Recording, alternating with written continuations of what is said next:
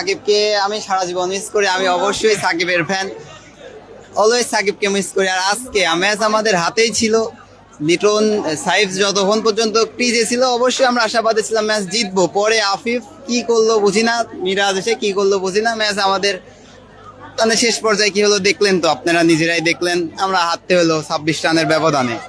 তো বাংলাদেশ ক্রিকেটে সাকিব শুধু বাংলাদেশ না, পুরো বিশ্বে সাকিব একজন পোস্টার বয়, তার মতো দ্বিতীয় কেউ নেই। অবশ্যই তাকে মিস করবো। এর আগের ম্যাচেও আমি তাকে মিস করছি, বলছি যে হ্যাঁ তাকে দলে চাই খুব তাড়াতাড়ি। আশাবাদী ছিলাম যে আসিফ নজরুল নাকি যেন নাম, সে সাকিবকে নিয়ে আসার একটা কথাবার্তা চলতেছিল, ওটা জানতে পেরেছিলাম। যাই হোক, আশাবাদী ছিলাম যে এই সিরিজেই সাকিবকে হয়তো পাবো, বাট পাইনি। নেক্সট সিরিজে যেন সাকিবকে পাই, আমরা সেই আশাবাদ ব্যক্ত মেহেদী করব। হাসান মিরাজের ক্যাপ্টেন্সি এবং তার খেলা কেমন দেখছেন?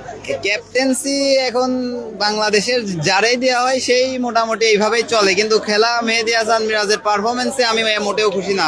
একটা সময় ছিল যে মেহেদী হাসান মিরাজকে দ্বিতীয় সাকিব আল হিসাবে মানুষ গণনা করতো, মানে সে ভালো কিছু করতেছিল, কিন্তু এখন রিসেন্ট এসে তার যে অবস্থা, সে আমার মনে হচ্ছে না তার খেলার পারফরমেন্স দেখে যে ভবিষ্যতে ভালো কিছু আমাদেরকে দিতে পারবে আর কি।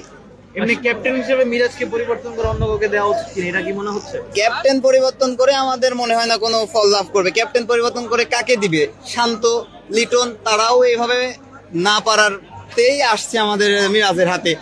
সো এরকম ভাবে এখনই কাউকে না দিয়ে তার হাতে রেখে এখন ভালো কিছু করা যায় কিনা, এখন ভালো করে জোর দিয়ে প্র্যাকটিস করে যেভাবেই হোক আর কি, এখন একটা পরিবর্তন আনা দরকার।